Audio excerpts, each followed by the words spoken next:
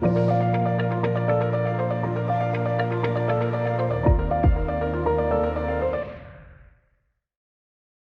am Dr Samantha Williams, Reader in Social History and Academic Director for History here at the Institute for Continuing Education.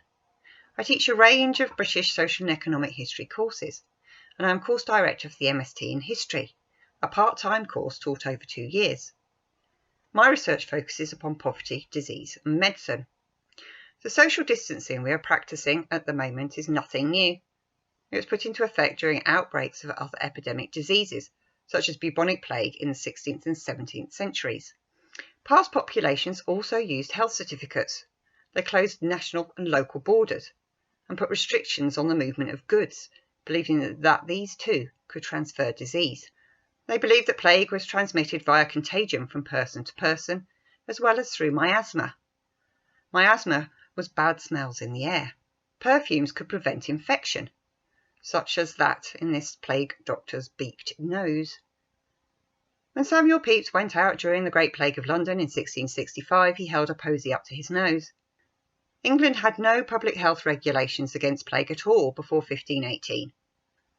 This made it unlike many other European countries, and particularly Italy and France. The first plague regulations were devised by Cardinal Wolsey for London and taken to Oxford by Thomas More. In a similar fashion to the government today, with their daily totals of infections and deaths, London and some other towns tracked plague infections through the bills of mortality. These gave weekly figures of plague deaths.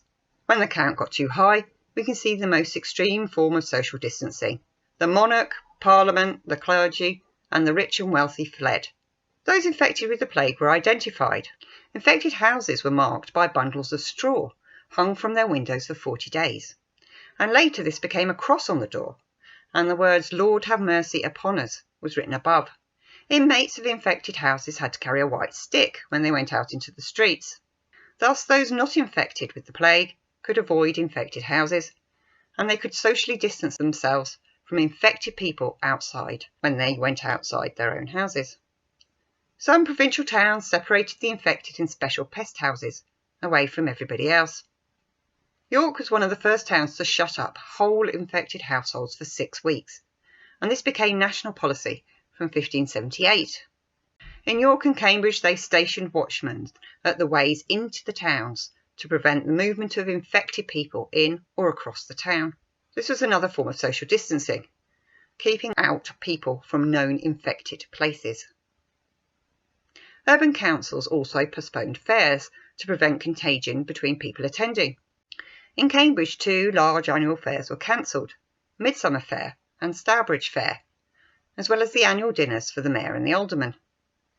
As now, the size of church congregations was limited, and funerals were to take place at dusk to restrict the number of mourners.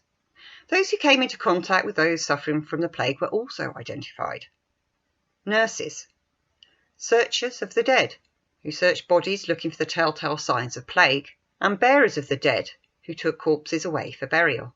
They had to swear to carefully shun and avoid coming into company not infected with the plague. They also had to carry a red or a white stick in their hands at all times, so that others could avoid them. And they had to stay away from their families, a bit like some current NHS staff.